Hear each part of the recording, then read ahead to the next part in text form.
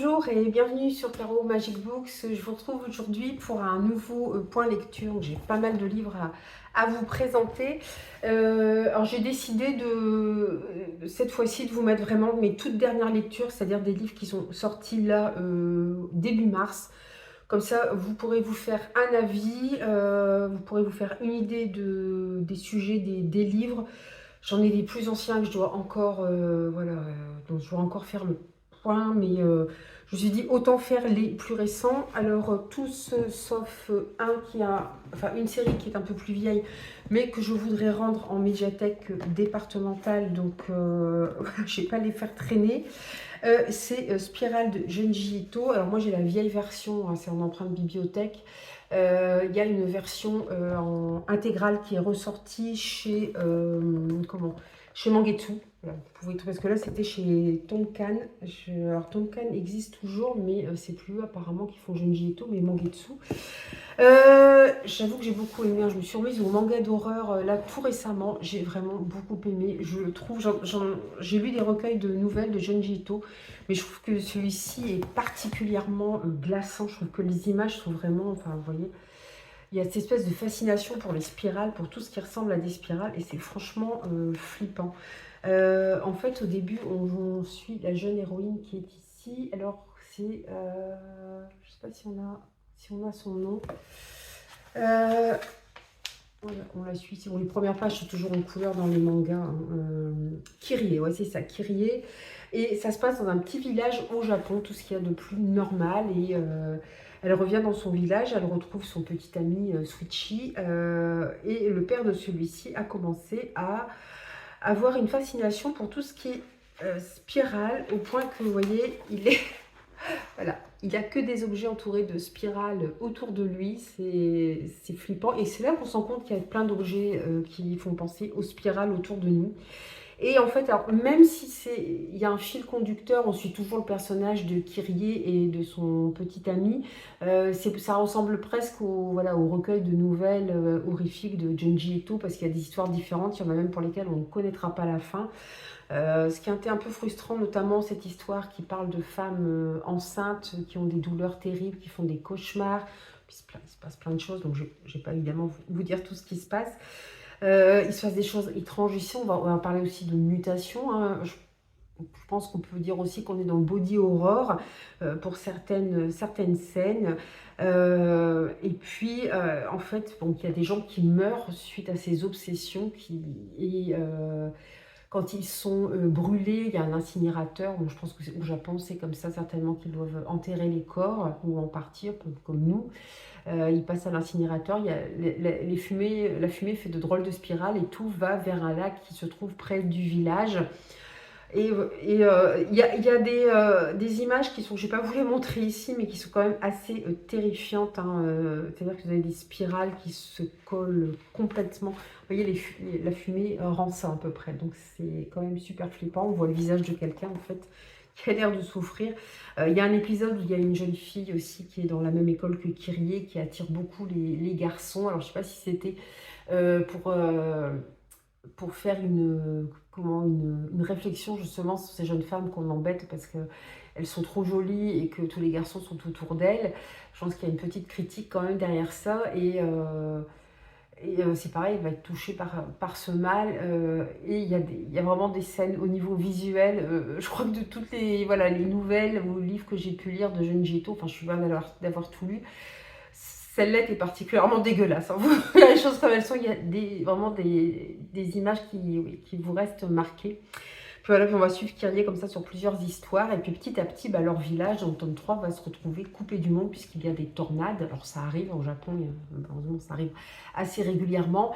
Et le village va se retrouver coupé du reste du monde, qui va encore se passer plein de choses. Alors on a un petit début de réponse sur pourquoi de ces spirales à la fin du roman, mais on sent surtout que c'est quelque chose qui est cyclique, qui revient tout le temps, que les hommes oublient, ils vont reconstruire, on se dit qu'ils ils vont reconstruire une ville plus tard en ayant oublié tout ça, puisque déjà sur la ville actuelle, il existe des anciens bâtiments où vivaient des gens plutôt pauvres. C'était des maisons d'un seul tenant, sans vraiment pièces séparées, fait avec des murs très fins, sans quasiment de fenêtres. Et d'ailleurs, ce sont les seules maisons qui ne sont pas touchées par les tornades à la fin. C'est les maisons dans lesquelles ils trouvent refuge, même si pour certaines, il vaut mieux pas aller dedans. Voilà, c'est des maisons assez spéciales, très anciennes. On voit dans la pauvreté dans laquelle vivaient les premiers habitants aussi de cette ville. Donc je pense qu'il y a aussi une réflexion un peu sociale, effectivement, sur le changement, sur la condition féminine, sur la pauvreté des gens, surtout autrefois. Et c'était pas mal du tout, mais voilà. Alors là, cette édition-là fait un petit peu, voilà, fait un peu vintage. Bon, les images à l'intérieur vont être les mêmes hein, si vous prenez chez Mangetsu, mais ils ont fait une couverture qui est beaucoup plus belle et puis qui est aussi en arbec. Je vais essayer de vous les faire dans l'ordre de sortie. Donc celui dont je vais vous parler maintenant est sorti le 1er mars. C'est Noir-Neige, le tome 1 des chroniques d'Isulgard de Nicolas Skinner aux éditions Mogène. Alors c'était déjà sorti les tomes 1 et 2 aux éditions Nat, et malheureusement cette maison d'édition a fermé. Donc là c'est Mogène qui a repris la trilogie. J'essaie de vous montrer l'image sans qu'il y ait trop de reflets. On voit un château derrière et puis on voit ce guerrier. Voilà, c'est une maison d'édition indépendante bretonne. Et il m'avait contacté parce que j'avais déjà chroniqué un livre de Nicolas Skinner. Et voilà, comme j'aime beaucoup la dark fantasy, parce qu'on est vraiment dans la dark fantasy ici, c'était vraiment très sombre. J'ai pas été déçue à ce niveau-là. On est donc à Isulgard et en fait, il y a plus de 30 ans de ça, il y a un cataclysme qui s'est déclenché et qui a complètement détruit le royaume d'Isulgard, qui a fait des millions de morts, et ce qui fait qu'aujourd'hui le royaume d'Isulgard est divisé en trois. Au nord, c'est gouverné par un roi qui a d'une poigne assez ferme, mais il a réussi, même s'il fait très froid, il a réussi à redonner de la vie voilà, aux plantes, à faire revivre ce royaume du Nord qui arrive à s'en sortir, qui est le royaume le plus prospère. Au sud, les gens, malheureusement, alors là il fait beaucoup plus chaud, mais les gens vivent dans la pauvreté et dans la famine. Enfin, ils ont toujours cette espèce d'épée de Damoclès sur la tête, leur disant qu'ils peuvent crever de faim à tout moment puisque les plantes ont beaucoup de mal à pousser. Du coup, il y a très peu d'élevage, c'est très compliqué pour eux. Et au milieu, eh bien, c'est devenu la terre des criminels voilà, qui se sont tous entassés là. Et on va suivre plusieurs points de vue. On va suivre le point de vue du roi du royaume du Nord et de ceux qui l'entourent, notamment son chambellan, son inquisiteur. Je pense que c'est tout. Enfin, il y a d'autres personnages hein, qui arrivent aussi dans ce premier tome. Et au sud, on va suivre plusieurs personnages, dont Asphodel qui est forgeron. Alors en plus, la natalité baisse, donc avec sa femme, il n'arrive pas à avoir d'enfants. De moins en moins d'enfants, et il en a assez. Il fait toujours ce rêve d'une neige noire qui tombe. Il y a un côté très, alors je dirais pas onirique, mais plutôt cauchemardesque, hein, c'est-à-dire que les différents personnages voient des choses quand même assez terrifiantes dans leurs cauchemars, qui parfois sont des visions de l'avenir, alors qui sont tronquées, qui sont très bouleversées, ce qui fait que c'est difficile d'en tirer la vérité. Et Asphodel voit toujours un peu le même cauchemar. Et il en a assez de vivre là. Il se dit que de toute façon, ils sont tous condamnés à mourir de faim. Il y a un conseil qui existe. Il y a notamment une femme qui, alors j'ai pas retrouvé son nom, je pense, qui s'occupe de faire école aux enfants, mais qui est aussi une chamane, une guérisseuse, qui a un rôle très important, effectivement, dans la vie de c'est Châle, voilà, Châle, qui a un rôle très très important dans la vie du village, et qui a deux apprentis avec elle qui vont jouer tous les deux un rôle très important aussi par la suite. Et alors que le roi commence à avoir des visions pareilles de neige noire, des visions qui lui font un peu peur, on sent qu'autour de lui, il se passe des choses étranges, et il est victime d'un attentat lors de tournois. On essaie de le tuer. Et c'est là qu'on arrive à une scène qui est proprement... enfin, plusieurs scènes qui sont horribles, puisqu'un homme est arrêté et il refuse de dire qui a... Enfin, il a aperçu que les pieds de son commanditaire et ses chaussures qui ont quelque chose de particulier. Donc il se doute de qui c'est, nous on le sait aussi. Mais malheureusement, il ne peut pas vendre la mèche. Alors, au bout d'un moment, il ne veut rien. Enfin, au début, il ne veut rien dire. Puis après, on se dit, je vais avouer la vérité parce qu'évidemment, on le torture. Donc, il y a une scène de torture qui est quand même très très dure. Et celui qui a commandité l'assassinat du roi, évidemment, le menace en menaçant une personne à laquelle il tient beaucoup. C'est une jeune servante qu'on va retrouver d'ailleurs plus tard dans l'action, dans le récit, et du coup il est torturé et ensuite il est exécuté. Donc on est dans des influences moyenâgeuses, hein, donc il a le droit à la totale au niveau de l'exécution. Enfin, il y a tout un chapitre qui est vraiment consacré à ça, sachant que ça s'appuie sur des faits réels, puisqu'effectivement autrefois, c'est comme ça qu'on tuait. Et encore, il n'a pas tout, hein. Moi, j'ai lu sur des livres d'histoire, c'était encore pire que ça. Mais voilà, il y a vraiment une scène d'exécution qui est très très dure, hein. Donc attention, trigger warning, parce que voilà, on a scène de torture, on a une exécution à l'ancienne, donc très douloureuse. On essaie de faire durer le plus longtemps possible, voilà, l'exécution pour que la personne ressente toute la douleur. On a des scènes de VOL, on a des scènes de cannibalisme, voilà. Donc allez-y en le sachant, c'est vraiment de la dark fantasy avec des scènes très très dures. Bon, après, j'ai beaucoup aimé parce qu'on suit vraiment plusieurs points de vue et l'auteur m'a emmené vraiment là où je m'y attendais pas. C'est-à-dire que je voyais certains personnages évoluer de telle ou telle façon et pas du tout. Retournement de situation, et il y a certains personnages, je ne pensais pas qu'ils finiraient comme ça, que ce soit en bien ou en mal. Et c'est pareil, faites attention à qui vous vous attachez parce que voilà, c'est un peu à la Game of Thrones, hein. Faut s'attacher à personne, on ne sait pas qui va mourir. Et en fait, dans le sud, Asphodel réussit à convaincre le conseil d'aller dans le nord, d'attaquer le roi parce qu'ils en ont assez de. Voilà, pendant que le nord vit dans l'opulence, eux vivent dans la famine. Dans le même temps, le roi, lui, s'est dit, tiens, ce serait bien que j'envoie des gens, une délégation pour voir ce qui se passe dans le sud et rétablir la paix, voilà, des liens commerciaux entre nous. Malheureusement, c'est trop tard, donc on les voit traverser des deux côtés euh, le milieu du royaume, où évidemment ils vont avoir affaire à des criminels, mais aussi à des choses très, très étranges. Et voilà. Et ce que j'ai beaucoup aimé dans ce livre, c'est qu'effectivement, en plus du côté très sombre, c'est que il se passe des choses vraiment inattendues. Enfin, voilà, il y a Asphodel qui fait tout un cauchemar à un moment et en fait on se rend compte que ce cauchemar il est visionnaire et on va voir ce qui va se passer après. Et franchement, l'évolution des personnages est vraiment très inattendue. C'est ça qui m'a énormément plu, et je ne m'attendais pas du tout à ce qu'on aille, voilà, à ce que certains personnages prennent autant d'importance, à ce que d'autres d'un seul coup on les voit plus. Enfin, voilà, je m'attendais pas du tout à ça. Il y a des complots, il y a des enjeux de pouvoir dedans. Il y a, bon, il y a oui, il y a aussi des relations humaines, hein. Il y a un petit peu de, je vais pas dire de la romance, mais bon voilà, il y a des relations qui se créent aussi. Et je sais pas si la suite, on va se retrouver quelques années plus tard, parce que il y a un personnage, c'est un chasseur assez solitaire qui est mandaté par le roi, qui va découvrir quelque chose sur le roi, mais qui va surtout traquer une bête. Et en faisant ça, il va déclencher quelque chose. Et quelque chose qui va mettre du temps à se mettre en place. Donc je pense qu'il y a peut-être y avoir une ellipse temporelle pardon, pour le second tome. Je ne sais pas trop, hein. Voilà, c'est juste une hypothèse que je vous donne. Mais ça ne m'étonnerait pas, surtout qu'on suit aussi des jeunes enfants. Donc je pense qu'on va les voir évoluer aussi.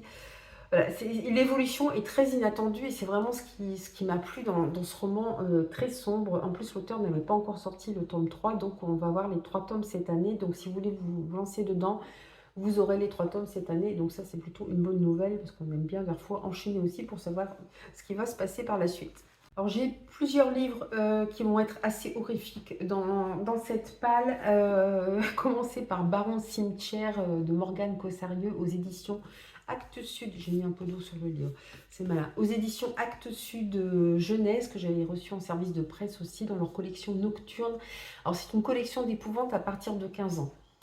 Moi, j'avoue que celui-là, 15 ans, je suis pas sûre que je le ferai lire à mes enfants parce qu'il y a des scènes quand même très très hard, hein. Alors certes, on est à la Nouvelle-Orléans, on est en plein vaudou, on assiste à des cérémonies vaudou, on voit le baron Samedi, qui est le baron Cimetière, hein, qui est des dieux les plus importants du vaudou.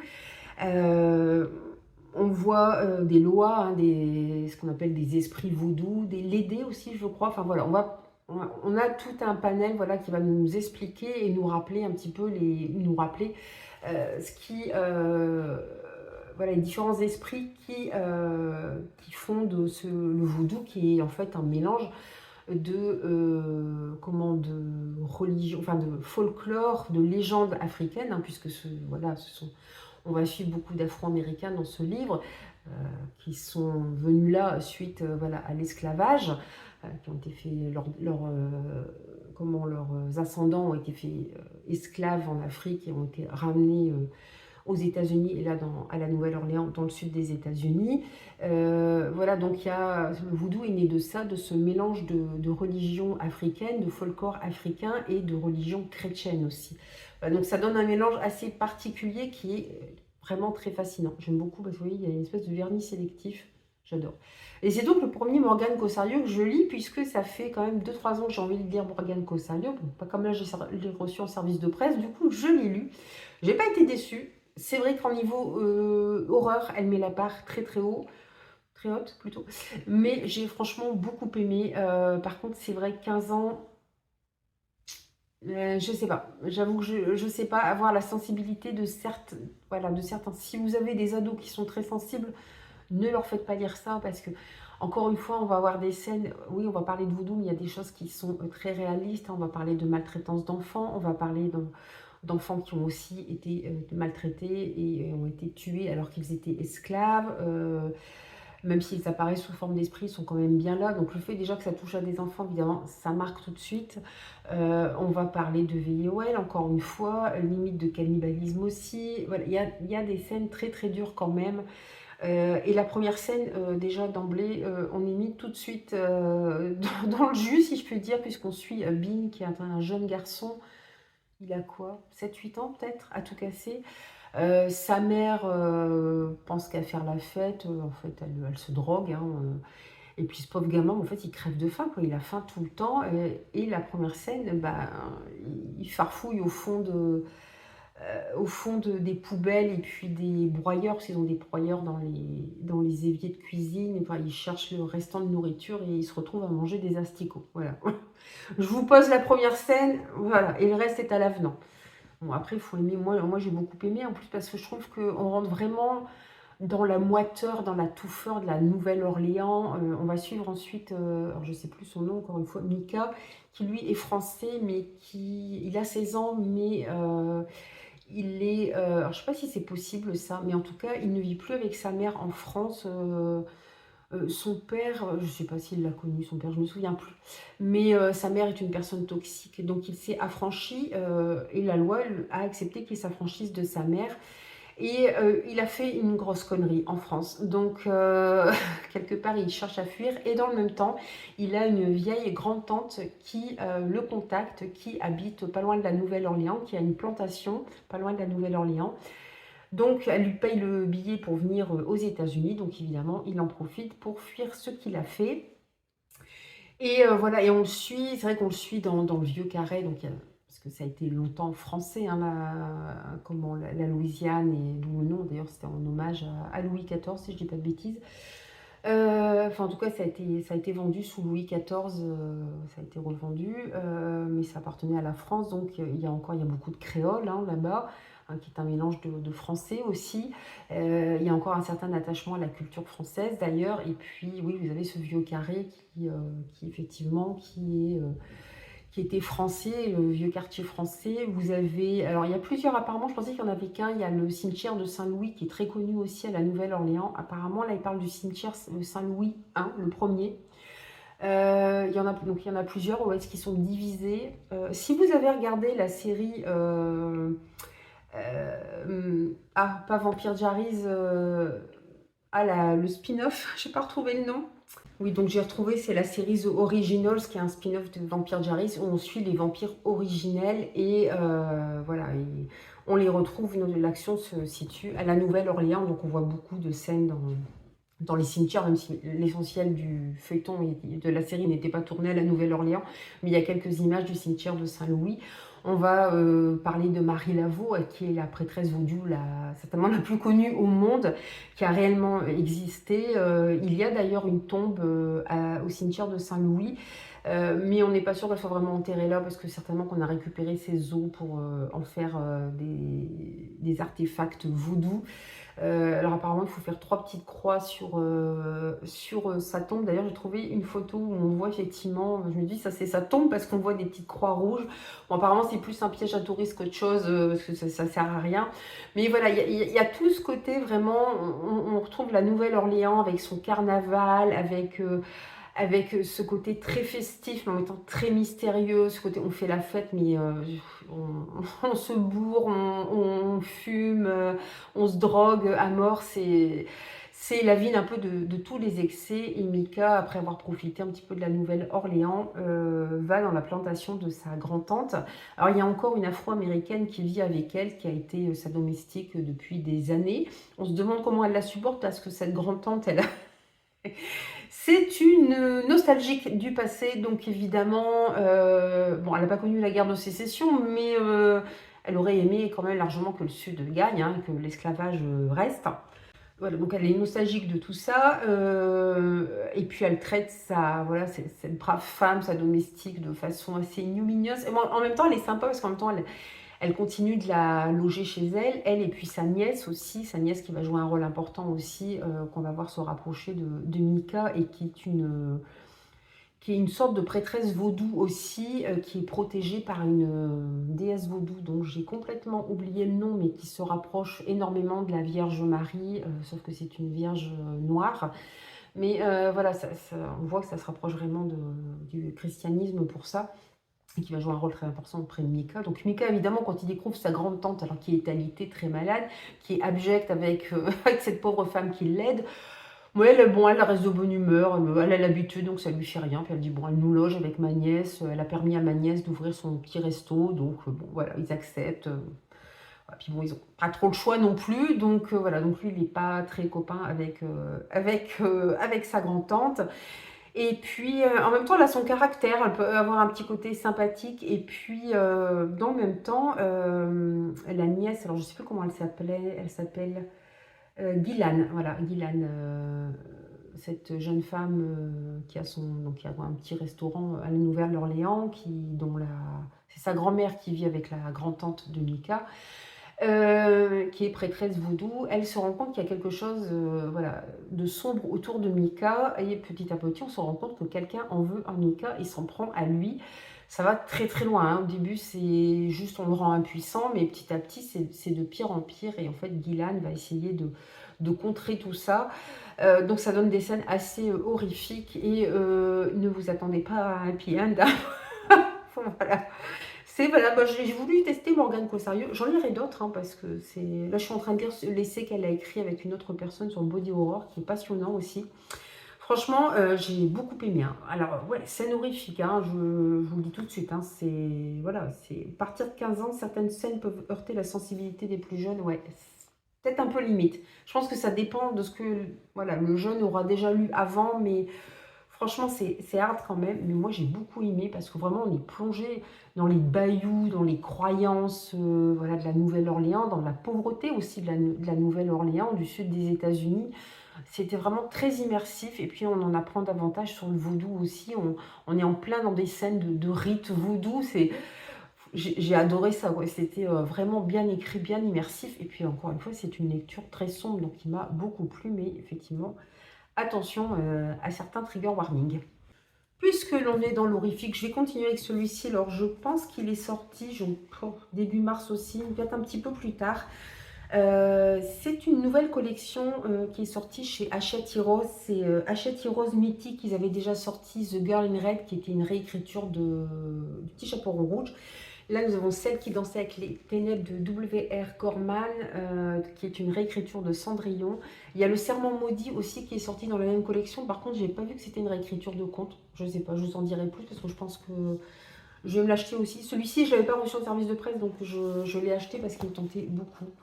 Et là, cette image, les pages de garde sont comme ça. Et franchement, ça prend... on comprend ces pages, on les comprend d'autant plus quand on arrive vers la fin du livre. Pour vous résumer simplement, c'est Cendrillon au pays du Gore. Voilà. Donc on suit Eunice qui a 11 ans au début du livre. Sa sœur Hortense et leur mère. Alors leur père est décédé depuis plusieurs années, donc elle, petit à petit, elle sombre dans la pauvreté. Elles n'ont plus qu'un seul domestique qui reste là parce qu'il est très attaché à la famille, parce qu'il y a un précepteur qui vient pour enseigner à Eunice et que du coup son fils en profite aussi. Voilà, c'est surtout parce qu'ils sont attachés à la famille, mais bon, parce que pour tout ce qu'il fait, il n'est certainement pas payé, mais ils n'ont plus de domestique. Ils ont vendu toute l'argenterie, les meubles, les belles robes, enfin c'est vraiment compliqué. Et la mère de Nice et Hortense a rencontré un riche marchand qui a une fille, donc Cendrillon. Et là, déjà, quand on voit... Alors, les deux filles ont un peu peur parce qu'elles ne savent pas trop à quoi s'attendre avec une sœur. La mère essaie de les rassurer. Elle dit, bon, mettez-vous à la place de Cendrillon. Elle arrive dans une famille, vous êtes déjà deux sœurs. Ce sera une autre sœur pour vous. Les gamines sont contentes pour finir. Et puis déjà, elles arrivent dans un attelage tout de fer. Voilà, c'est du métal partout. On se dit, oh là, et effectivement, donc le père descend avec Cendrillon qui est d'une beauté renversante. Elle a 12 ans, elle a qu'un an de plus que Eunice. Elle est d'une beauté renversante. Sauf qu'ils vont très vite se rendre compte qu'il y a des règles à respecter avec Cendrillon. Alors déjà, il y a Hortense qui, du haut de ses 5 ans, voit sa nouvelle sœur. Qu'est-ce qu'elle fait? Elle se précipite vers elle pour la prendre dans ses bras.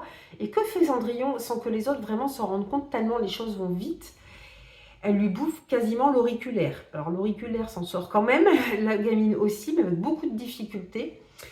Parce qu'en fait, on se rend vite compte que Cendrillon est un monstre. Donc, elle est cantonnée à la cave avec grillage. Alors, elle a une belle chambre, des belles robes, parce que comme toutes les filles de cet âge-là, elle adore les belles robes, les beaux rubans, les bijoux, les poupées. Mais voilà, il y a des barreaux et il y a une grande porte en métal aussi pour atteindre cette cave. Et le père de Cendrillon va expliquer, notamment à Eunice, puisqu'elle a 11 ans, comment essayer de contrôler Cendrillon, qui est un véritable monstre, hein, quand il lui donne à manger, c'est horrible. C'est très gore aussi, hein, je vous le dis tout de suite. De toute façon, derrière, c'est marqué horreur, retelling, donc ça c'est réécriture, et fairy tale, hein, oui, conte de fées. Et voilà, donc on va voir un peu l'apprentissage de Nice, comment elle va faire pour apprendre à contrôler cette sœur qui est pour moi complètement incontrôlable. On ne sait pas trop pourquoi Cendrillon est comme ça. Son père dit que en fait c'était un mariage arrangé, sa mère était très discrète et qu'elle est morte en couche et que c'est pas pourquoi Cendrillon est comme ça.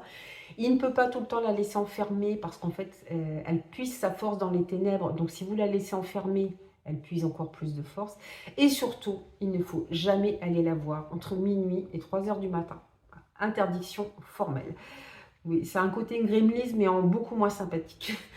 Voilà, surtout Eunice, et c'est une fois, heureusement, il l'arrête à temps, le père de Cendrillon.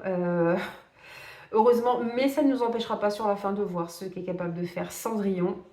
Et puis on va voir les années passées. Hortense d'ailleurs souffre parce que le fait que Cendrillon l'ait mordue, enfin à un moment le médecin dit c'est pas normal, elle devrait se remettre de cette blessure, elle devrait aller mieux et ça ne se passe pas. Et en fait il y a une règle aussi, une autre règle, qui est que si vous faites partie de la famille de Cendrillon, elle ne vous fera pas de mal. Un peu moins, vous aurez un peu plus de contrôle sur elle. Du coup, la mère de Nice et Hortense et le père de Cendrillon se dépêchent de se marier pour que les filles vraiment intègrent la famille et pour qu'elle arrête de s'en prendre à Hortense. C'est vrai que du coup, une fois qu'ils sont mariés, effectivement, la blessure va se guérir et Hortense va aller mieux. Mais voilà, en grandissant, après on arrive... alors, Eunice a 18 ans, Cendrillon 19 et Hortense 12. Et Hortense n'aime pas du tout cette sœur, évidemment, n'aime pas Cendrillon. Et quand elle la renie, Cendrillon s'attaque à elle, en fait. De toute façon, la nuit, elle arrive à peupler leurs rêves de cauchemars, aussi bien à l'une qu'à l'autre. Enfin, c'est une horreur. Et effectivement, il va arriver une catastrophe. Nous allons bien avoir le prince charmant. Nous allons bien avoir l'histoire avec la pantoufle de verre. Nous allons avoir la citrouille.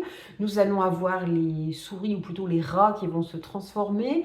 Nous allons évidemment avoir le code où il faut, voilà, que entre minuit et 3 h, il ne faut pas avoir Cendrillon. Voilà, tous les codes du conte sont repris, sont très bien repris, mais façon horrifique. J'ai beaucoup aimé, ça se lit très page turner. Hein. Alors pareil, attention, c'est gore. Hein. Si je vous dis, c'est Cendrillon au pays du gore. Donc Cendrillon est d'une beauté magnifique, mais comme dit Eunice, on dirait presque une poupée de porcelaine, quoi.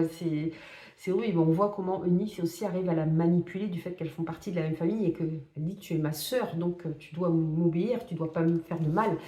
Mais c'est compliqué. Et puis Cendrillon, il essaie toujours d'être roublarde et de d'écouter vos ordres, mais de les détourner à sa façon. C'est vraiment prenant, c'est vraiment page turner, c'est bien fait, la fin est bien faite aussi.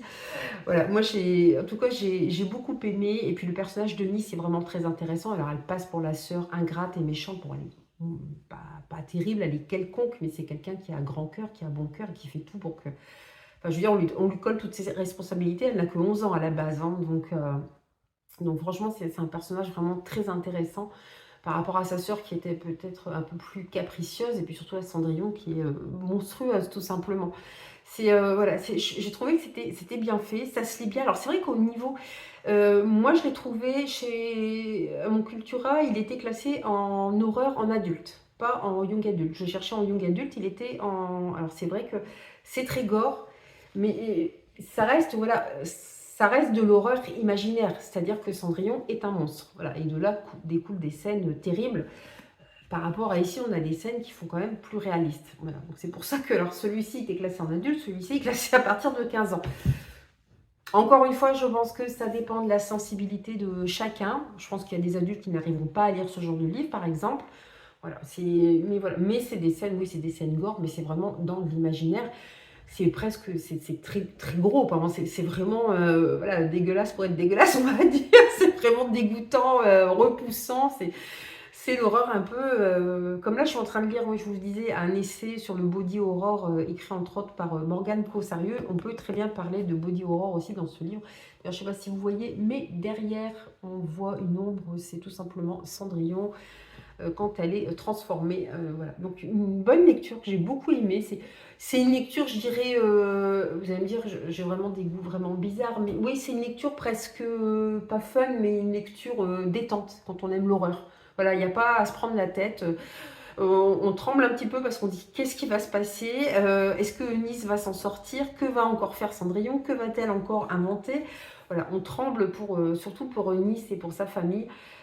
Voilà, moi j'ai beaucoup aimé en tout cas cette réécriture, donc je pense que je vais m'intéresser. J'avais mis The Girl in Red dans ma wishlist, j'hésitais à y aller, mais je pense que là je me le prendrai aussi parce que je serais curieuse aussi de voir comment ils ont réécrit l'histoire du petit chaperon rouge. Un autre graphique dont je voulais vous parler, c'est Gorm, pardon, écrit par Neb, que j'ai reçu dans le cadre de mon partenariat avec le label Combo qui appartient aux éditions d'Argo. Le dessin est très spécial. Hein. C'est vrai que c'est assez particulier. Là, vous avez... Hop, il y avait un... Voilà, on avait un dessin avec, et puis le petit mot.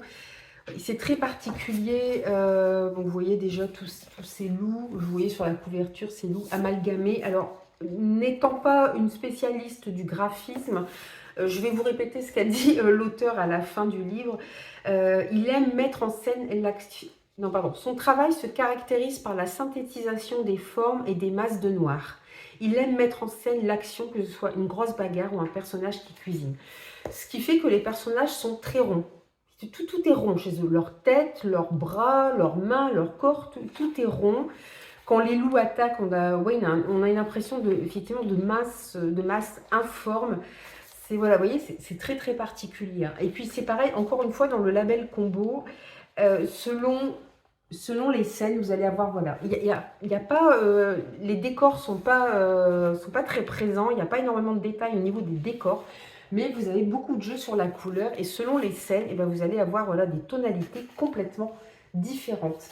Alors c'est vrai qu'à la base, je sais qu'il y a beaucoup de gens qui me disent « Ah, c'est pas le genre d'illustration qui m'attire ». Alors moi, c'est vrai que vous avez déjà dit, hein, moi j'aime bien les illustrations de manga, mais j'aime bien aller vers d'autres choses et voir justement comment les illustrations peuvent être exploitées, quelle technique, quelle est la patte graphique qu'un auteur peut donner, un illustrateur peut donner à un dessin. Je trouve ça vraiment très intéressant de voir tel auteur il va faire comme ça, tel autre il va faire comme ça, enfin tel illustrateur plutôt, voilà, il est auteur et illustrateur. Et je trouve ça vraiment passionnant de voir comment ils font ça et comment ça sert l'histoire en plus, parce que c'est pas fait au hasard. L'histoire n'aurait pas la même tonalité si les dessins étaient faits différemment. À la couleur, c'est Drac. Neb et Drac, alors c'est des pseudonymes, hein, je pense. Et en fait, on va suivre Gorm. Gorm, c'est le monsieur qui est ici. C'est un homme déjà âgé qui a, selon la légende, c'est assez sanguinolent quand même, hein. Il a, voilà, vous voyez, ça, il se bat de la main, enfin, de la main gauche et de la main droite parce qu'en fait, sa main droite, selon la légende, aurait été coupée par un géant. Il aurait récupéré la lame du géant et voilà, la lame pas dans son bras, mais attachée à son bras pour qu'il puisse se battre avec. Et en fait, ça commence avec, on voit Gorm, il vient de tuer une chasseresse. Et bien sûr, il y a les filles de la chasseresse et toute leur meute de loups qui vont évidemment le poursuivre pour se venger. Et puis surtout, elles adorent la chasse et encore plus la chasse à l'homme. Alors, elles savent que Gorm a plusieurs faiblesses. Sa toute première faiblesse, c'est qu'il n'est plus tout jeune. Sa seconde faiblesse, c'est que... alors, c'est une faiblesse et une arme, c'est-à-dire qu'il est capable de se transformer en berserker, hein, vous savez, ces guerriers légendaires qui, une fois dans la bataille, sont animés d'une rage folle et puissante et sont indestructibles, sauf que lui, il a besoin d'un ingrédient, vous voyez, ce liquide jaune qu'il est obligé de prendre pour se transformer en berserker. Et puis surtout, sa troisième et non des moindres faiblesses, c'est qu'il essaie de protéger sa petite fille. Évidemment, elle va la ralentir puisque bon, elle est petite. Et puis là, il continue avec elle. Cette comptine, elle dit, je ne sais pas si je vais la retrouver, elle dit si jamais tu as faim, ton papy te nourrira. Si jamais tu as froid, ton papy te réchauffera. Si jamais ton papy met de la peinture jaune, tu dois te cacher à tout prix. En fait, quand il se transforme en berserker, il tue tout le monde, quoi. Il n'est pas capable de reconnaître même ceux qu'il aime. Donc, on va avoir cette chasse à l'homme. C'était vraiment très bien fait. C'est très sombre. Il y a le fantôme de la maman de la petite fille qui est là aussi. C'est Asta, je crois, la petite fille. Je ne sais plus. Asa ou Asta? Asta, oui. Voilà, elle est... Il y a l'ombre de sa maman qui est là et on sent que lui, il s'en veut. On ne sait pas comment elle est morte, mais il s'en veut et il lui a promis de protéger sa petite fille. Donc voilà, on va voir cette chasse à l'homme. On va le voir, on va voir des anciens dieux aussi, enfin des statues d'anciens dieux. Il va rencontrer son frère parce qu'il a besoin de refaire... ce liquide qui le transforme en guerrier surpuissant. Son frère qui est devenu à moitié fou. Voilà, et puis sa petite fille qui voudrait l'aider, mais il veut pas parce il considère d'une part qu'elle est trop jeune. Mais elle dit oui, mais ma mère a commencé jeune, mais en fait, voilà, on sent que voilà, il s'en veut de la mort de sa fille et qu'il peut à tout prix protéger sa petite fille. C'est très beau parce que c'est très violent, c'est très sombre, mais c'est très beau parce qu'il y a cette très belle relation entre le grand-père et sa petite fille. Celui, tout ce qu'il veut, c'est ça. Et puis on va comprendre aussi pourquoi cette chasseresse au début est morte. Parce qu'au début, on ne sait pas on se doute qu'il s'est passé quelque chose. Alors on va comprendre pourquoi. Voilà, il y a vraiment une très très belle relation. C'était très prenant, très beau à ce niveau-là. C'est plein d'émotions en même temps, c'est plein d'émotions. Et on est dans un monde de fous parce que, voilà, entre lui qui a plus envie de se battre et qui est obligé, et puis ces femmes qui lancent des loups sur lui, qui sacrifient leurs loups, parce que plus il utilise sa couleur jaune, moins il en aura, et elles finiront par l'avoir, et elles sacrifient tous leurs loups, et c'est vraiment, elles sont attirées par le sang et la chasse à l'homme, c'est leur gros kiff, quoi. Donc, c'est pas des tendres non plus. Donc, franchement, voilà. Je sais que, oui, les illustrations peuvent peut-être surprendre, mais c'est ce que j'aime bien dans le label Combo, c'est qu'ils nous font découvrir justement des illustrations très différentes qui sortent de l'ordinaire. Et il y a toujours un jeu avec les couleurs qui est extraordinaire, que j'aime vraiment beaucoup, que j'aime énormément. Je trouve qu'il y a de la recherche, c'est bien fait. Et il y a toujours une très belle histoire.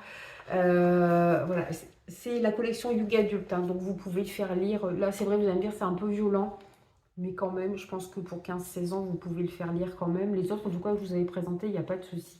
Il y a toujours une réflexion derrière aussi, et c'est ça qui rend aussi cette collection très intéressante. On va finir sur des notes un petit peu plus joyeuses, enfin un petit peu moins gore, on va dire, un peu, même si ça reste sombre. Alors, notamment avec la sortie du dernier roman de Sophie Jomain, écrit à 4 mains avec Maxime Guilliot, que je ne connaissais pas. C'est Phénix Révélation, c'est chez Scrinéo, c'est pas facile à dire. C'est en collection SF, donc je reçois leur livre SF. Alors, ils n'en sortent pas beaucoup, hein. J'ai postulé l'année dernière, je pense avant les grandes vacances. Ils en ont sorti un, voilà, en septembre. Puis voilà, c'est le second qu'ils sortent. Vous voyez, on est déjà au mois de mars, donc ils n'en sortent pas beaucoup. Comme c'est marqué Phénix Révélation, je suppose que c'est un tome 1. C'est vrai que l'histoire pourrait se terminer comme ça, mais je pense que ça appelle quand même à avoir un tome 2. Le livre est très beau. Alors, je crois qu'il est en tirage limité, hein. Moi, c'est marqué tirage limité à l'arrière. Donc, je pense que c'est le côté Jaspage, certainement. La couverture qui est bien travaillée aussi, voilà, qui est super sympa. J'ai beaucoup aimé, j'ai vraiment trouvé prenant. Alors, ça fait plus young adulte de par le comportement du personnage principal, Ethan, même si on va le voir grandir petit à petit. En fait, on est dans un monde, je pense dans un futur proche ou à notre époque, où vivent ensemble les non-hybrides, donc les humains normaux, et les hybrides, des humains qui ont des pouvoirs. Alors en fait, on suppose qu'il y a toujours eu des humains avec des pouvoirs, parce qu'il y a toujours eu des créatures surnaturelles. On pense à toutes les légendes qu'on a tous et toutes entendues depuis l'enfance. Mais il y a eu leur découverte et surtout il y a eu un boom de ces hybrides en 1885, je crois, enfin en tout cas en seconde moitié du 19e siècle. Et ça s'est très mal passé parce que les humains ont pris peur de ces hybrides et comme ils étaient plus avancés technologiquement et que les hybrides ne savaient pas quoi faire de leur pouvoir, c'était nouveau pour eux, ils n'ont pas su se défendre et on a eu vraiment affaire à un génocide. Voilà, donc ça a été terrible. Et il y a deux hommes, c'est Akissi et l'autre Zéphyr, qui ont petit à petit, on les appelle les éternels. Ils ont cette particularité, ces hybrides-là, d'être quasiment... Alors ils sont immortels, enfin on ne sait pas en tout cas combien de temps ils peuvent vivre, puisqu'ils sont nés au 19e siècle. Pas complètement invincibles, mais quand même très très forts. Ils ont des grands pouvoirs et ils ont fondé, alors je pense qu'on l'appelle la Phénix, oui, la Phénix, et qui est en fait l'organe qui s'occupe des relations entre hybrides, non hybrides, et qui protège aussi les hybrides, mais qui protège aussi les humains des exactions des hybrides. Alors, il y a énormément d'hybrides, hein. Ethan, lui, est un jeune homme qui serait ce qu'il y a de un peu plus normal s'il n'était pas un hybride capable de changer les molécules. C'est-à-dire que, voilà, capable de faire voler des choses, de transformer un peu des choses. Voilà. Sa mère est une hybride aussi qui, elle, manipule les plantes et son père est un non-hybride. Sa mère travaille pour la Phénix d'ailleurs. Voilà, il mène une vie d'étudiant normal, il est à la fac, il est en histoire, il est plus intéressé par ses potes, par les filles et surtout par les jeux vidéo que par le reste. Et au début, ils sont en famille et ils assistent aux exploits de celui qu'on appelle le pacificateur. Alors, le pacificateur, c'est le super-héros par excellence de la Phénix. C'est celui qui a été élu par la Force. Alors la Force, on ne sait pas ce que c'est. On va apprendre petit à petit, on va apprendre comment sont nés les premiers pacificateurs. Voilà. Si la Force choisit un pacificateur, et c'est lui qui va, voilà, qui va avoir le plus de pouvoir et qui est censé protéger le monde. Au bout d'un moment, un autre pacificateur est élu par la Force. Alors, l'ancien pacificateur, il retrouve ses pouvoirs normaux sans qu'ils soient accentués. Et puis il coule une retraite tranquille et enfin il passe le flambeau à un autre pacificateur. Et je vous le donne en mille, le nouveau pacificateur, ça va être Ethan. Il se réveille. Alors, le pacificateur, moi quand j'ai lu cette histoire de pacificateur, franchement, ce livre m'a fait penser à plein de références. Ça m'a fait penser au protecteur dans The Boys. Alors si vous avez vu la série ou lu les comics, vous savez que le protecteur est tout sauf un mec bien. un véritable psychopathe. Là, on n'est pas à ce point-là quand même, hein, même s'il n'est pas forcément très sympathique, le pacificateur, parce qu'en fait, il n'a pas envie de se faire remplacer par un genou. Et Ethan se réveille un matin, bah, on a l'impression de voir Spider-Man en fait, hein, parce qu'il se réveille, il a des pectoraux qui ont grossi, il a des abdos, même il regarde son caleçon, il est content de voir son caleçon parce que tout a poussé même là, voilà. Ça fait vraiment penser à Spider-Man quand il se réveille le lendemain et qu'il trouve plein de pouvoirs sur le... Voilà, son corps a complètement changé. Même s'il avait déjà des pouvoirs à la base, d'ailleurs ses pouvoirs ne font qu'augmenter, donc il est obligé d'ailleurs de changer de vêtements parce qu'il prend de plus en plus de muscles. Bon voilà, sur le coup il se dit bah tiens c'est bizarre, c'est voilà une petite transformation due à mes pouvoirs, il ne se pose pas plus de questions que ça, il retourne à l'école et puis en fait bah, la Phénix le contacte par le biais de Mina qui est au départ c'était introduite aussi dans la même fac que lui, qui va être son assistante mais surtout sa nounou au sein de la Phénix parce que vous vous doutez bien qu'ils ne vont pas le propulser comme ça du jour au lendemain comme pacificateur, ils vont cacher son identité, enfin ils ne vont pas dire qu'il y a un nouveau pacificateur, ils vont lui apprendre un peu bah, le métier déjà, ça fait penser à X-Men aussi, hein, dans le fait qu'il y ait eu ce génocide, justement cette peur de ces gens qui ne sont pas complètement humains, de gens qui sont différents, dont on a peur. Il y a des réflexions d'ailleurs sociétales comme ça tout au long du livre, il y a des réflexions effectivement sur la différence, des réflexions sur l'écologie, des réflexions sur qui on met au pouvoir, des réflexions sur la manipulation, sur, encore une fois, sur les jeux de pouvoir. Et voilà. Et voilà, quand Ethan rentre à la Phénix, alors ça se passe pas super bien avec le pacificateur qui n'a pas envie vraiment de passer le relais. Bon, ça, on peut le comprendre. Il a aussi comme formatrice Madame Jane. Et Madame Jane... Moi, Madame Jane, pour moi, c'est Linda Hunt, qui est une actrice américaine qui avait déjà servi de modèle dans Les Indestructibles. Vous savez, la petite femme avec ses lunettes, son petit carré, ses petits tailleurs. Bah, c'est que ça. Elle est représentée exactement comme ça dans ce livre et je pense que les auteurs se sont vraiment inspirés d'elle et de cette actrice hein, qui existe vraiment, hein, dont voilà, les créateurs des Indestructibles se sont aussi inspirés pour créer le personnage dans Les Indestructibles, mais aussi la Madame Jane. Donc elle est petite, elle est toujours en tailleur, coupée carré, elle est très sévère, très dure. Et on fait voir de toutes les couleurs à Ethan parce qu'il a beau être très fort, elle est aussi très forte. C'est la télépathe la plus puissante au monde. Voilà. Mais très vite, Ethan va se rendre compte qu'il y a des choses assez étranges, notamment quand il va se plonger dans l'histoire des autres pacificateurs, notamment d'un pacificateur en particulier. Mina a du mal à le suivre sur ce terrain-là parce que elle a été rejetée par ses parents. C'est pour ça que ça fait penser aussi à X-Men. Elle a été rejetée par ses parents parce que ses parents étaient non-hybrides tous les deux et voilà, ils n'arrivaient pas à comprendre leur fille. Donc c'est Madame Jane qui l'a prise sous son aile, qui lui a tout appris. Mais oui, il y a des choses étranges et puis en fait on lui demande d'obéir comme un bon petit soldat. Il a l'impression d'être un peu une marionnette, ça lui plaît pas trop. Et puis la Phénix le gonfle un petit peu parce qu'il intervient sur des choses très importantes comme des prises d'otages. Et puis on a l'impression que la Phénix n'y est intéressée que par l'image qu'elle renvoie. Alors pour lui, le plus important, c'est de sauver les gens. Il y a plein de choses comme ça, étranges, qui se passent et qui commencent à lui mettre la puce à l'oreille, ce qui fait qu'il va enquêter. Alors évidemment, tout ça, on n'apprécie pas beaucoup qu'il mette son nez où il ne faut pas. Et il va découvrir des choses, effectivement, très dérangeantes et qui pourraient tout remettre en cause. Sachant qu'en même temps que la Phénix, elle est aussi la gardienne de la paix entre les hybrides et les non-hybrides. Donc, faire chuter la Phénix, ce serait engendrer une catastrophe terrible. Hein. Il faut que les gens continuent à avoir confiance quand même. Donc c'est assez complexe. Hein. Vous savez que Ethan, au début, il est complètement immature. Hein. On se dit, mais c'est pas possible d'être aussi immature. Enfin, si, il a que 18 ans. Alors, ouais, ok, mais sur le coup, ouais, bon, on est vraiment très young adulte hein, par rapport. Alors, Mina, elle a 20 ans déjà, elle a 2 ans de plus. Mais petit à petit, c'est un personnage que j'ai de plus en plus apprécié parce qu'il a un petit côté rebelle, il ne veut pas se contenter d'obéir aux ordres, il fouine où il ne faut pas. Enfin, voilà, il ne se laisse pas avoir par les apparences, il va chercher plus loin. Effectivement, il va découvrir des choses très importantes. C'est vraiment, ça se lit tout seul. Hein, c'est pareil, c'est super agréable à lire. Hein, c'est un page turner. Je crois que c'était, j'ai le service de presse qui est là. C'est à partir de quel âge ? Ça doit être 15 ans. Vous voyez, celui-là, 15 ans. Et celui-là, franchement, vous n'avez pas des scènes Si, il y a quelques scènes un peu, ouais, mais pas beaucoup par rapport à Baron de Cimetière, quoi. Alors, on va me dire, après, là, on n'est pas dans de l'horrifique, on est dans plutôt une dystopie, même si ça se passe dans un futur vraiment très proche, mais voilà, c'est l'histoire de héros, de super-héros. Mais voilà, pour moi, il y a plein de clins d'œil, effectivement, à Spider-Man, à X-Men, bon, il y a peut-être j'ai beaucoup aimé, j'ai vraiment beaucoup aimé ces clins d'œil et franchement, c'est un livre qui se lit très très bien, qui est vraiment passionnant. Et je pense, je sais pas si je n'irai pas demander à Scrinéo s'il va y avoir une suite, parce que franchement, la fin, oui, il pourrait très bien y avoir une suite.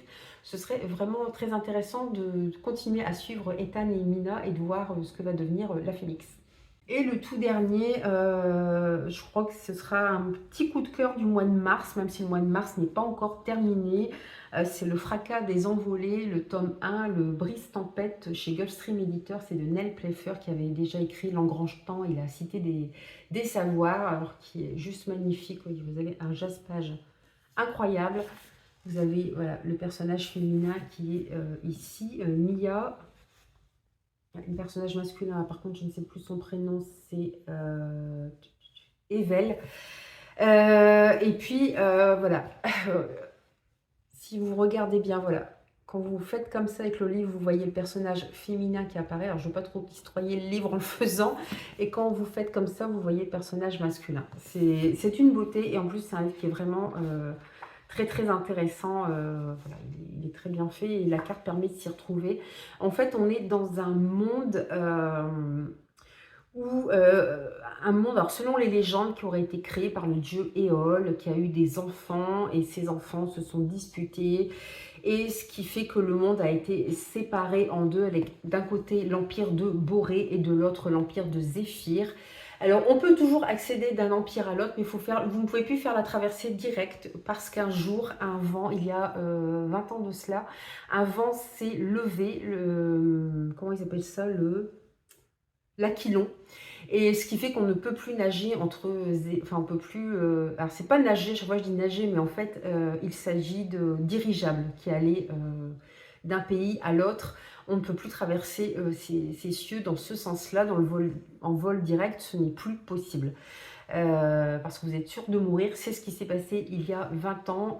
Il y a un bateau qui avait été, pas un bateau, un dirigeable. Enfin, je me perds l'habitude, on est dans un côté un peu steampunk. Hein. Enfin, je perds l'habitude, pareil, fin 19e, début 20e, au niveau des vêtements, tout ça, au niveau des progrès scientifiques, avec des dirigeables, par contre, qu'on n'a jamais vu en vrai. Mais ces dirigeables qui sont capables, et là qui appartenaient à la famille Arundel, qui était une famille très puissante, jusqu'à ce terrible accident avec l'Aquilon qui est apparu d'un seul coup. On ne sait pas trop pourquoi, même si on soupçonne certaines choses. Et en fait, ce dirigeable a coulé. Il y a eu quelques survivants. Il y avait 2 sorcières qui le manipulaient, parce que c'est pareil, il y a eu des sorcières aussi qui sont nées des amours des dieux. Sauf qu'il y a 300 ans de cela, elles ont été, pareil, il y a eu un génocide envers les sorcières de la part des humains. Donc là, ils essaient de vivre en paix, mais on sent que c'est encore très tendu. Et voilà, et c'était 2 sœurs qui dirigeaient ce dirigeable quand il y a eu l'apparition de l'Aquilon. Et l'une des 2 est morte. Et la survivante, qui est Skylar Volbrum, n'a pensé qu'à sa vengeance, et du coup, suite à ça, elle a fait en sorte, en s'associant avec une autre famille puissante qui voulait être plus puissante que les Hirondelles, ils ont sali le nom de la famille en disant que leur dirigeable n'était pas aux normes de sécurité. Enfin bref, ils les ont enterrés plus bactères, ce qui fait que la famille Hirondelle a perdu toute sa richesse, a perdu beaucoup de membres de sa famille aussi durant cet accident, puisque les seuls survivants sont un homme, sa fille et sa nièce. Mia étant la nièce du seul rescapé adulte, et elle vit avec sa sœur Colombe qui a 3 ans de plus qu'elle. Elle a été élevée avec son oncle, donc ce qui leur reste de manoir et un peu de richesse. Ils ne rêvent que d'une chose, c'est de redonner sa gloire à leur nom. Alors il faut savoir aussi qu'il y a un système de magie, c'est-à-dire que la plupart des humains naissent, alors soit ce sont alors je ne dis pas de bêtises, des bourrasques ou des oiseliers. C'est-à-dire que certains soit sont capables de parler au vent, de contrôler les vents avec plus ou moins de force, et d'autres capables de se transformer en oiseaux. Certains naissent avec les deux pouvoirs et à l'adolescence, un seul pouvoir va prendre le pas sur l'autre. Sauf que Mia, je crois qu'elle a 20 ans, hein, il me semble. Bon, je dirais entre 17 et 20 ans. Elle a toujours pas choisi de pouvoir, elle n'arrive pas à choisir. Et normalement, ça devrait se faire tout seul et elle a toujours les deux pouvoirs, ce qui fait qu'elle parle au vent. On ne sait pas d'ailleurs qui est ce vent qui lui parle. Qui est-il? Est-ce que c'est un des dieux qui est nommé Bourré, Zéphyr, Éole? On ne sait pas trop. Et en même temps, elle a la possibilité de se transformer en hirondelle. Et en fait, son oncle a marié sa cousine à un homme de Zéphyr. Eux, ils habitent Boré, mais il a marié sa fille à un homme très puissant de Zéphyr pour de l'argent, mais aussi pour redorer leur blason, puisque la sorcière qui a réchappé à la tempête a créé un dirigeable qui, selon elle, est capable de traverser l'Aquilon grâce au brise-tempête. On ne sait pas ce qu'est le brise-tempête, on ne sait pas du tout ce que c'est. Colombe, la cousine de Mia, mariée avec, je ne sais plus comment il s'appelle, avec cet homme de Zéphyr, est censée monter incognito dans le dirigeable et de trouver le brise-tempête et puis peut-être de faire en sorte que ça ne se passe pas bien pour couler l'autre famille et se venger aussi de la sorcière Skylar. Sauf que Colombe, elle en a par-dessus la tête de ses querelles, elle voudrait mener une vie normale, donc c'est sa cousine Mia, l'héroïne, qui va prendre sa place. Alors vous la voyez ici avec un cache-œil, c'est parce que elle a les yeux verrons, et en fait elle a un œil gris et l'autre qui est noir, et quand elle enlève son cache-œil, ça lui permet de se transformer en hirondelle. Voilà, c'est comme ça qu'elle peut se transformer. Voilà, donc elle va monter dans ce bateau et bien vite, elle va faire la connaissance d'autres nobles ou gens très riches. Bon, évidemment, son vrai faux mari n'est pas content quand il se rend compte qu'il a été dupé. Mais bon, il espère quand même trouver le brise-tempête, donc elle va essayer d'enquêter. Elle va rencontrer ce jeune homme qui est le bras droit de la sorcière, Skylar, qui lui est capable de transformer en corbeau. C'est pour ça que vous voyez une hirondelle et un corbeau ici. On voit qu'il y a une relation qui se tisse petit à petit entre eux. Alors c'est du young adulte, mais voilà, les personnages n'ont pas du tout un comportement immature. Hein. Pour le coup, voilà, ils ont été obligés tous les deux de grandir très vite. On va apprendre l'histoire d'Evel aussi, dans quelles circonstances il est né, pourquoi c'est Skylar qui l'élève. Voilà, on va apprendre plein de choses. Bien sûr, tout ce qu'on croyait savoir sur les origines des personnages principaux va être remis en cause, hein, vous notez bien. Tout ce qui nous paraissait simple va être remis en cause. Le brise-tempête, ça va être complètement inattendu. C'est excellemment bien fait. J'ai vraiment adoré. Il y a vraiment, il y a ce côté magique, il y a ce côté quand même, voilà, il y a un background derrière, il y a les dieux. À chaque fois, on a un petit bout de chapitre, en début de chapitre, on a un petit bout d'explication de l'histoire des dieux, comment on en est arrivé là. Alors, est-ce que ces dieux existent, n'existent pas? Est-ce que c'est juste une tempête? Voilà, c'est tout, il y a une tempête qui est arrivée. On ne sait pas, est-ce qu'ils vont réussir à passer au-dessus de l'Aquilon?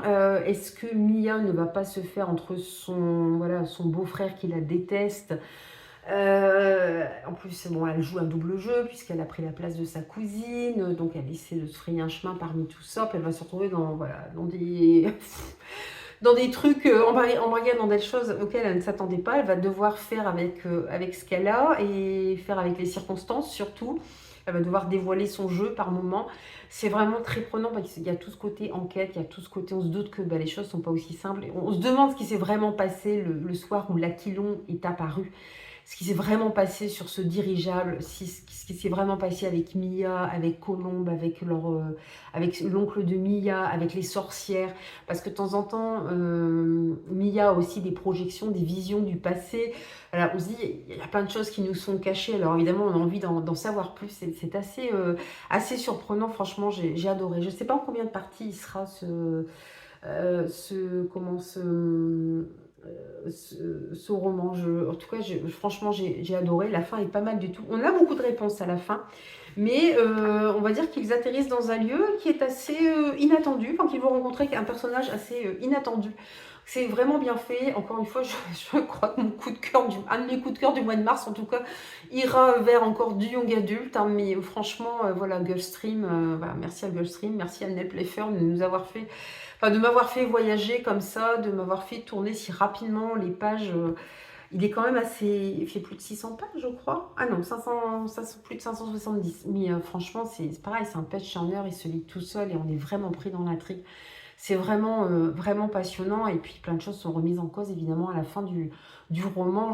Voilà, je ne saurais que trop vous le conseiller. Alors c'est vrai qu'ils ont augmenté leur prix de le stream, hein. Maintenant celui-ci par exemple est à 25 €. Mais si vous avez l'occasion plus tard ou de l'emprunter en médiathèque, c'est vraiment un très très bon young adulte.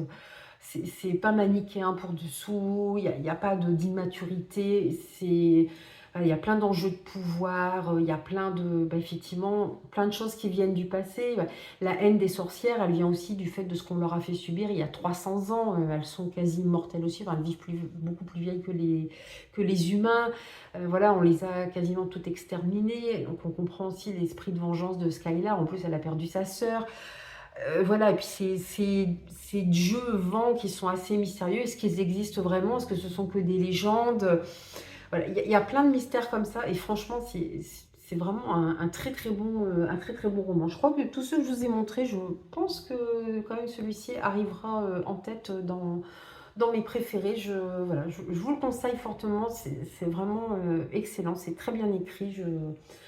Voilà, bah maintenant il n'y a plus qu'à attendre la suite. Donc ça me fait une saga de plus entamée. Mais bon, ma foi, j'avoue que des sagas de cette qualité, bah, j'en redemande sans arrêt. Voilà, j'en ai fini ici pour ce bon lecture qui est un petit peu long. C'est vrai que je vous ai présenté pas mal de livres, mais je voulais en profiter pour, voilà, pour vous présenter vraiment les toutes dernières sorties pour que vous vous fassiez une idée. Voilà, pour savoir si vous avez envie d'y aller ou pas. Même si bien sûr la vie est propre à chacun et ce qui peut me plaire ne peut ne pas vous plaire, mais pour vous donner déjà peut-être une idée de ce qui vous attirerait. N'hésitez pas à me dire si peut-être dedans vous en avez déjà acheté, lu, ou vous êtes déjà tenté par certains titres. N'hésitez pas à me dire si voilà, à me dire ce que vous êtes en train de lire en ce moment aussi. J'aime bien savoir aussi, je suis curieuse, connaître vos lectures du moment. Et puis bah, pour finir sur une note, si vous voulez mettre un petit emoji, bah, vous pouvez mettre un emoji oiseau, puisqu'on va beaucoup parler d'oiseaux-liés et d'oiseaux pour ce roman. Moi je vous laisse ici pour ce point lecture, et puis comme d'habitude je vous dis à très bientôt pour une nouvelle vidéo. Bye bye.